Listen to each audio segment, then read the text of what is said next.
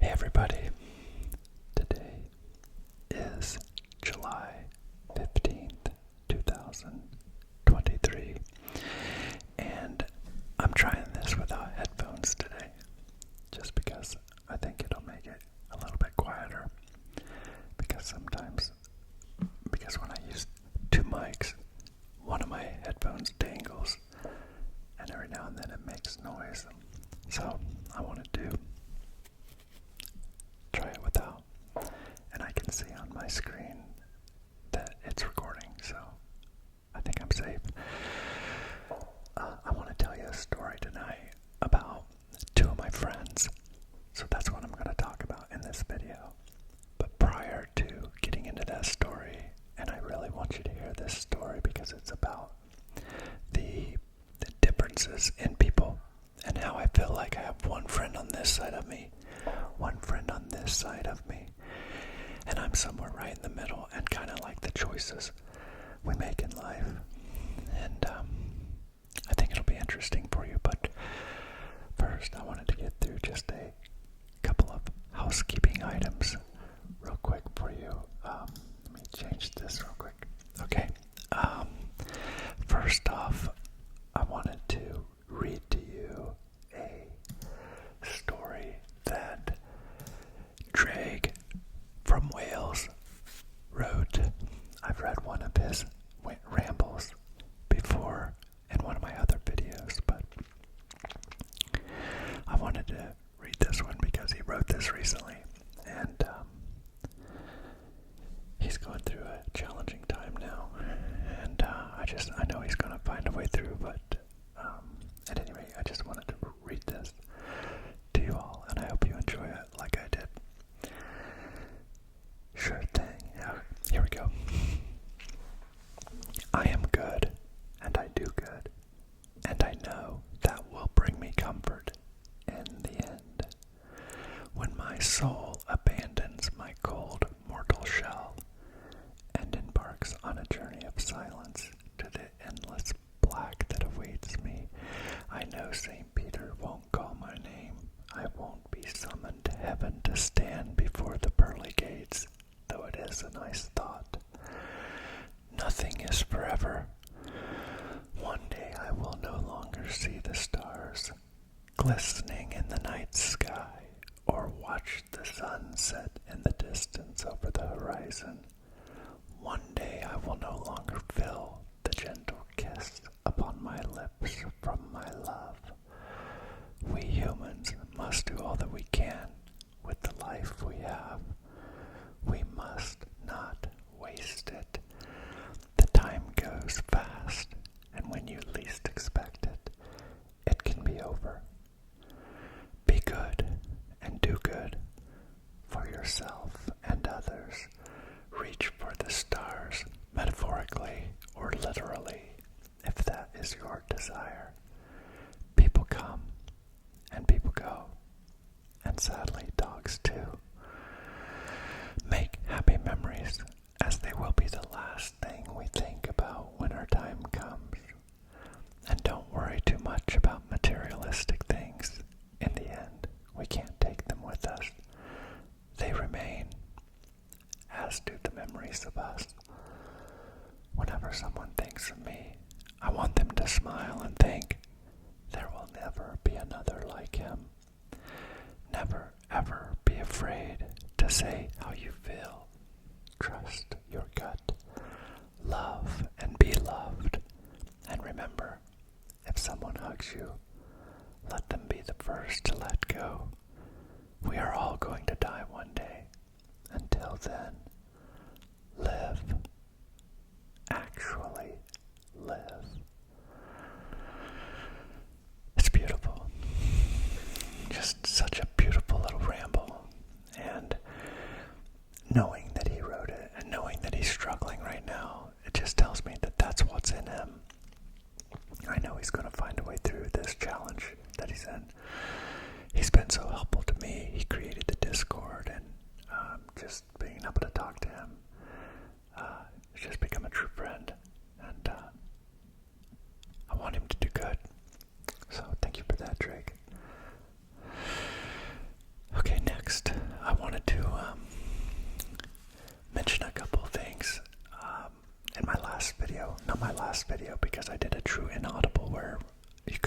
understand what I was saying, though I found out from another listener that he like studied it and could like figure out some of the words I was saying, which is just like crazy, because I thought it was like truly inaudible, but at any rate it wasn't.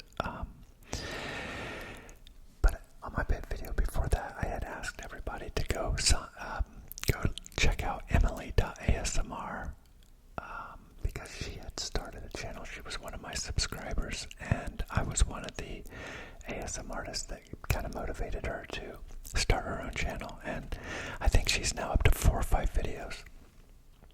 And then, like right after that, Mayo Kwai ASMR, and that's spelled Mayokuai.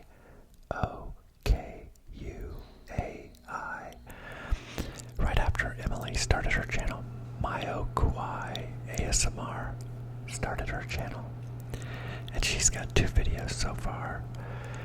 And then right after that, Aiden ASMR, AIDEN, Aiden ASMR. He started his channel, and there's an Aiden's with an S. Don't confuse the two. This is Aiden, AIDEN ASMR.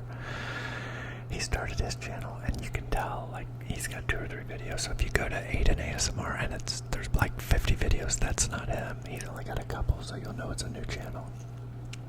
But I just hope that you guys can, as a favor to me, go over and just subscribe to them. You don't have to turn on notifications if you don't like their style, but just to subscribe and give them a little head start and getting started, it would help.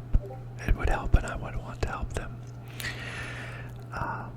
For those of you that just heard that beeping, that's my notification on Discord that somebody just wrote me something. Anyway, what is next here? Yeah, that's really it. So now I can get into the story. So, actually, one last thing on the housekeeping items is I did recently was asked a question about my opinions on other countries and if I wanted to travel to some other countries, and I have been to a few other countries in my lifetime, but currently I have 7 animals, and it is so hard to travel when you have animals, and really it's like I really don't want to go anywhere because I want to be home with my animals. Like, all I want to do is be with my animals. I love my dogs so much. I love my horse, and I love cats, and that's what I have here. But primarily, like, I could leave the cats and not be sad. I could leave the horse and not be sad. I mean, if I knew that I was coming back. But I cannot leave these dogs without being sad. I mean, I miss these dogs bad. Especially my new little baby Pearl. I love every one of my dogs, but this new little baby, she's so codependent on me, so I really love her. But okay, now on to the story. So what I want to talk to you about is these 2 friends I have. They're both really close to my age. And one friend, and they've both like made similar money to me in their lifetimes. So like we pretty much came up as equals. We both overcome adversity, overcome poverty basically, and worked our way up. But one of my friends, he has a $100,000 sports car, a Nissan GTR. It cost $100,000 to buy it, and then he spent like $60,000 putting a bigger turbo in it, and just spent all kinds of money like modifying it. So like he really has about $200,000 in this thing. And he just recently put a lift in his garage so he can lift it up in the air and drive his other car underneath. And he recently just got a new Camry. He recently got into real estate as well. So he had a different car, but he wanted something a little bit nicer to use for real estate. So he bought this brand new 2023 Toyota Camry. So he has that. He has this big $550,000 house, and he's just like spent $100,000 remodeling his kitchen. And ultimately, the point is that Like, he has credit card debt. He lives way above his means. Because he owes money on that car, he owes money on his house, and he's older. It's not like he's young. You can get away with that stuff when you're young, but when you get to be like 50, you better really start planning to be out of debt, because you're never going to be able to retire if you have debt. You'll always be working or struggling or living very poor. So, but anyway, if you look at him, he appears to be the richest of all of us. Like, he wears like Canadian Goose jackets. They're like $400 or $500. Everything he wears is name brand, and he will not buy anything that's not like Gucci or some other high-end brand, Armani. So he just lives beyond his means. And if he sold his house, if he sold his car, if he sold everything he owned, he would still owe money, because he's that in debt. And he's like really short-tempered because he's so stressed out, because he's barely making it. But yeah, he looks rich. So that's one friend. My other friend, and I'm actually going to lunch with this other friend tomorrow, and this is what's kind of made me think about it recently, and I thought I wanted to talk to you guys about it. This other friend is just the opposite. Like, he probably has more money than I have, as far as like saved up, like liquid money. He has like probably, I would think, $2 million or so saved up in his retirement account. But he rents a bedroom from a friend of his for $300 a month, and he's driving a 2004 Toyota Camry with almost 500,000 miles on it. He buys all his clothes off of Amazon. Even his sunglasses he wears every day, they look goofy as heck. And they literally just look like they came out of a gumball machine. But he wears them every day. And I mean, he literally dresses like he buys stuff at Walmart, like clothes. And he looks poor, but he has a lot of money. But he's almost 50, like his hair's like really gray. Like, he's my age, but he looks a lot older than me. And he's just always like grumpy and always talking about money. In fact, he's the one that I told you guys that he recently started a YouTube channel, and he's making $3,000 a month or more now. Just every day he posts 2 videos that are about 10 minutes long, talking about financial topics. But because he probably hasn't been laid in 10 years or more, because he's just sad. He's like depressed all the time, because all he does is want more money. All he thinks about is ways to get more money. Like, he wakes up every day, even though he has millions of dollars, and he feels poor. And I think because he's like comparing himself to somebody beyond him, somebody who has way more money than him, and he feels poor even though he's not. And so, like, I'm kind of right in between those guys. I also am not super rich, but unlike my first friend, I refuse to go into debt. If I can't afford the item, I do not buy it. I will pay cash from here forward for anything I buy, because I refuse to go back into the debt system. And I worked hard to get my house paid for, and I have rental properties that are bringing me income. Then again, I worked hard. And when I say I worked hard, I wasn't like a construction worker breaking my back, but I worked sales jobs, and I was working 80-hour work weeks, like 2 full-time jobs, taking no days off, taking no vacations.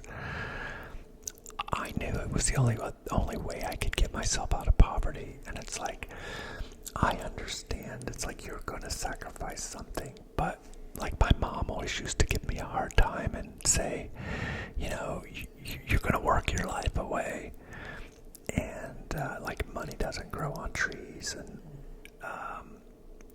all work and no play makes for a very dull boy, that type of thing. But like, you have to understand, my mom was any money, and so I couldn't listen to my mom about money advice. It'd be one thing if she had been rich and she had been poor, so she knew both sides. And so I love my mom to death, but I never listened to her. I just knew that, yes, if I died while I was working 80 hours a week with, all my savings, I'm a dummy. And I would be stupid because I worked all that time and never did anything. But I retired from that job and I don't work 80 hours a week anymore. Now I work from home. I'm away from home a lot when I have to show homes and go to closings and things like that. But ultimately, I do get to be home a lot now, where I didn't used to be. But I worked my way out of that, and now, like last year, I bought my mom a brand new car. She had never had a new car in her life, and she was driving like a really old Toyota RAV4, and it was finally starting to get to the point that it was starting to give her problems. And I thought, she's 70-some years old, and this car should last 20 years, so I thought this would be a nice thing to do for her, is to get her a new car, and I did. But had I not bucked her advice, had I not worked through what I had to get through to be able to get myself to a good financial situation, then I wouldn't be here. So, but my point is that, I have a house that is paid for, that I love, and so when I wake up, like I have my dogs here, and I just wake up and feel free, and I feel proud of what I've been able to accomplish.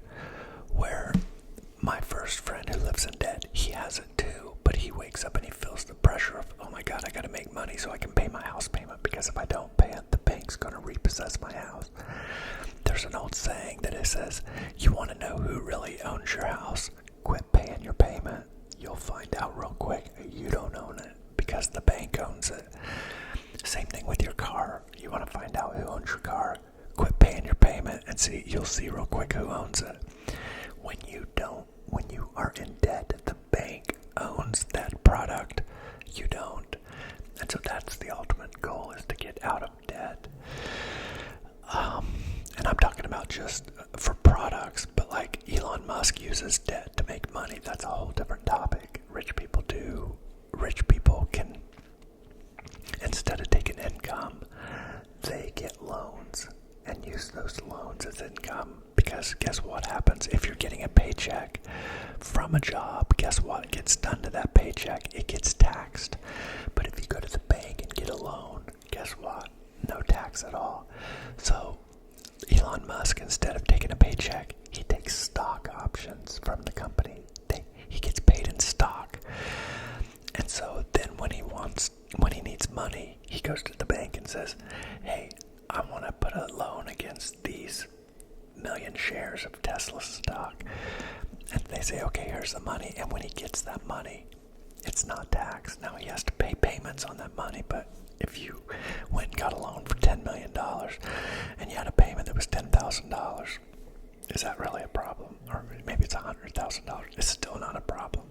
You pay it back, and then guess what? You just get another loan. So yes, he's paying interest, maybe 5, 6, 7% interest, but that's way better than paying 40% of his paycheck. That's what people taking employment jobs pay. So debt can be good, but in the scenario I'm talking about, debt is bad because the first friend wakes up stressed. The second friend wakes up miserable because he refuses to spend some of it to take care of himself. He never works out. He walks, so he's not real fat, but he's really weak and his arms are like frail because he doesn't work out. And because he's not happy, because he's depressed, because he lives so poor and he's afraid to spend any of his money. So I feel sorry for both of them, and I feel blessed to have made the moderation decisions. Again, I don't live in a mansion. I don't drive fancy cars. I have a Toyota Land Cruiser, which is nice, and I have a Toyota Venza, which is nice. I have one car with good gas mileage, and I have one car that I drive to show like $1 million homes, and I have to drive something nice to look the part. But it's not a sports car, and it's not flashy. It costs a lot of money, but people don't think it does. Plus, I paid cash for it, so I did spend a little bit of that money. friend that has $2 million, if he would go spend just $1 million of it and buy him a nice house and buy him a nice car and buy him some nice, reasonably good clothes. I don't wear like anything like luxury. I don't wear Gucci or Armani. I don't have any of that.